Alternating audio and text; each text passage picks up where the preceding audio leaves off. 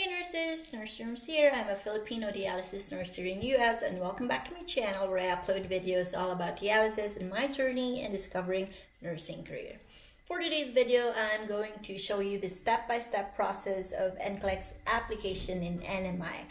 I just recently helped someone processing the papers this year, 2022, and we've submitted the application last June 20 and received the eligibility last August 2. That's around 6 weeks of waiting only. We actually mailed it in here in US, but all the processing and paperwork were done in the Philippines before we migrated here. We didn't encounter any problems, especially the certificate of employment and pharmacology. So if you are someone looking for the fastest route of taking NCLEX, graduated 10 years ago with experience for the last 5 years, or is now in US and planning to take the NCLEX, keep watching. It was in the year 2018 when NMI was once the NY application today because it was the fastest so far that doesn't require CES verification, PRC license, nor some extra continuing education. But then everyone knew about it, applications started to grow, plus COVID hit. It lost its momentum. And so is the story of NY began. However, they are actually experiencing the same fate, and NY processing now takes around 6 months to 1 year. After learning this, NMI popped up to my mind immediately, since if they are experiencing the same fate, then it's probably NMI's time to shine now. So I've searched about it, and yes, NMI's back to the game. And the earliest that someone got the eligibility is just a month and 3 weeks. That was around March when we started all the paperwork. It actually got delayed due to school negotiations regarding pharmacology because we made sure we did it right to avoid any future delays. To be honest, I was a bit worried because for the 3 months it got delayed, applications might start to pile up again, delaying the processing. I was this close to choosing a different state, but I'm thankful I didn't. So before I move forward to the requirements, let's first answer this question. Is NCLEX application right for you? They have a new update that if ever you completed your BSN more than 10 years ago, you need to attach an original employment certificate that must have company seal or authentication stamp affixed and be specific to any nursing-related field. This means that if you've graduated 10 years ago, you need a certificate of employment or at least have an experience for the last 5 years. There is also one particular question that caught my attention if this still applies to graduate of 10 years ago but just recently took the NLE. The answer is yes, this still applies since NMI clearly stated about completion of BSN and not the passing of foreign local boards. Also, they do not require you to submit your PRC license, so it's really out of the picture. For the certificate of employment, your experience must be within the last 5 years. This picture says an experience of 5 years, but we submitted a COE of 3 years, experience that is presently working but wouldn't have any problem at all. I've also read that at least 2 years of experience should be enough as long as it is within the last 5 years. So if your experience has not reached 2 years, I think the key here is to be at least currently employed as a nurse would be enough. But of course, that should at least reach more than a year or almost 2 years. But for those without experience, you can just take a refresher course from either Kaplan or NCSBN. The only downside is the cost. Kaplan cost $525 while NCSBN cost $390. This picture, by the way, is from Lifora. So the decision is yours. If you really need to take it within this year or before the next generation NCLEX, you do this. Take the refresher course, print all the certificates, and attach it along with your application. But If you are undecided because of the expenses and want to weigh things, the cost is equivalent to a CGFNS price.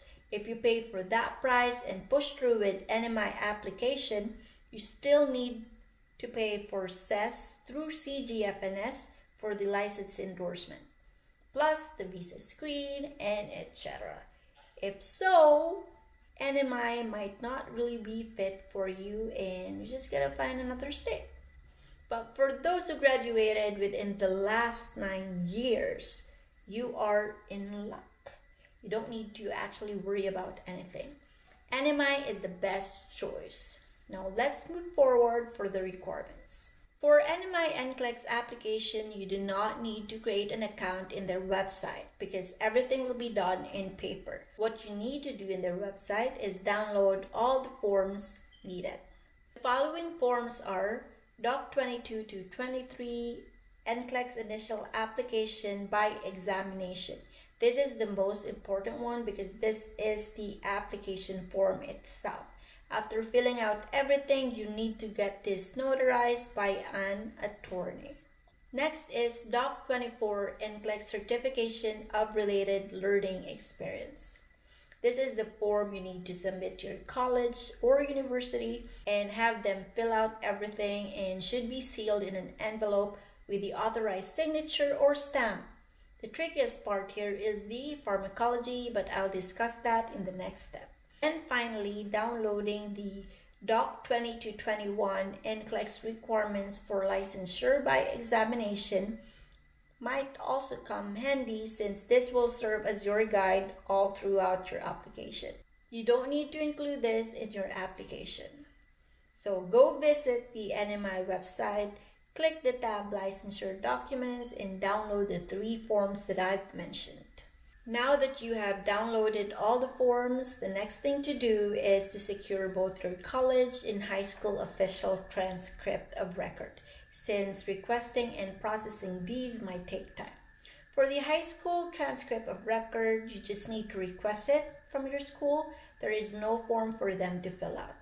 But you make sure that it is sealed in an envelope with the authorized signature or stamp that should look like this. You will be the one to mail this for less hassle.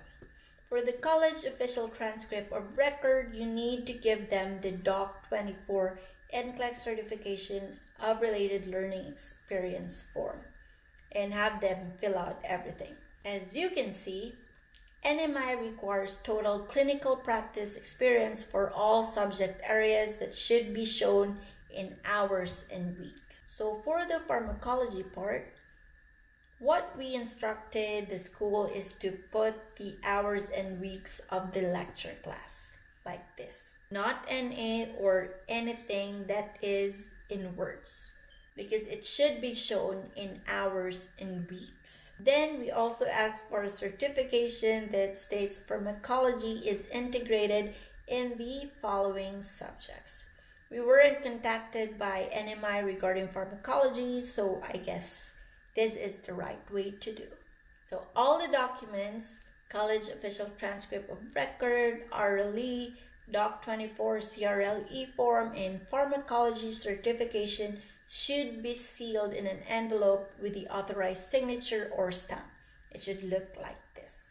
You'll be the one to mail this for less hassle. The next thing to do is fill out your NCLEX application for NMI. So this is the Doc 22 to 23 NCLEX initial application by examination form. We computerized most of the answers except the check marks since everything got messed up when we did that on the computer. For the signature in full, we just wrote the full name here, then the date below. We didn't attach the 2x2 photo here, even the document says so. The second page is an affidavit. This is where we mark the signature, then an attorney will comply and fill out the rest of the page. You also need 2 pieces original US passport type 2x2 photo size in white background taken for the last 6 months with signature on the bottom front portion of each photo. We just reprinted the embassy and SLAC photo, so be careful to check first before leaving the studios, and sometimes they might give you the wrong size. Other documents include birth certificate. This is a requirement of the initial application. If ever your name is already different from your birth certificate due to marriage or etc., you need to attach the original marriage certificate as well, or any legal document that supports your change of name. After securing all the necessary documents, you have to submit the non-refundable fee of $150 USD. Accepted mode of payments are US cashier's check, US money order, or US bank draft. Payment must be made payable to NMI Board of Nursing or NMI BON. This is usually called a demand draft in the Philippines. We got ours from BPI. As long as you have an account with BPI, you can easily secure a demand draft. Just make sure your account balance has the equivalent peso conversion of $150, plus the fee also, which I can't anymore remember how much. Just deposit some extra money.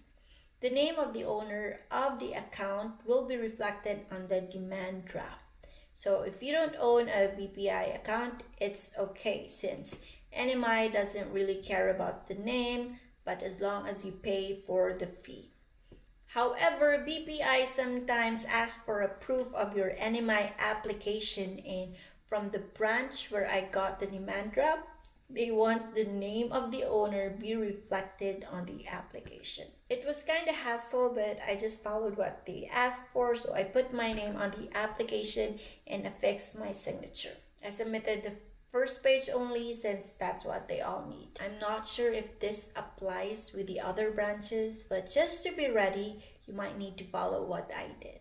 You are almost set, so by this time you should have a total of 3 envelopes. The first envelope will be from your college transcript.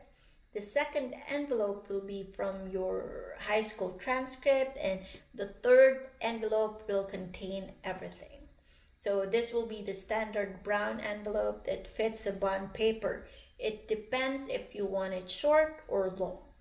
So the brown envelope should contain the following: college transcript envelope, high school transcript envelope, US bank draft envelope, application form, 2 pieces 2x2 photo, birth certificate, certificate of employment if you graduated 10 years ago. So for the mailing address, when we mailed this one in one of the UPS here in US, they asked for the PO box because this is the only address that we attached in the envelope, and they were asking for the PO box. So I guess you need to include the PO box so to prevent any mistakes when mailing. So that's it.